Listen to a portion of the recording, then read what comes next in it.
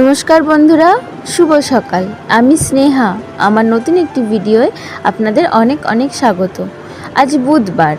আজ সকালে উঠে দেখি গাছে অনেক ফুল ফুটেছে, তাই সেইগুলো তুলে রেখে আমি চলে এলাম রান্নাঘরে এসেই ভাবছি যে আজকে সকালের টিফিনে কি বানাবো।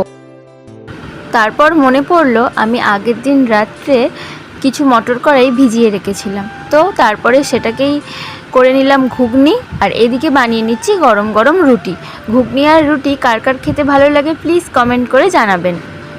তো এইদিকে আমার ঘুগনি রুটি বানানো প্রায় কমপ্লিট হয়ে আছে, তো আমি তাড়াতাড়ি ঘুগনি রুটি গুছিয়ে আমার বরমশাইকে দিয়ে দিই। আমার বরমশাই যাবে কাজে। আর এই যে ঘুগনি রুটি বানিয়ে টিফিন বক্সে ভরে আমার বরকে দিয়ে দিলাম। আমার বর নিয়ে চলে গেল কাজে। টাটা, দেখা হবে নতুন কোনো ভিডিও।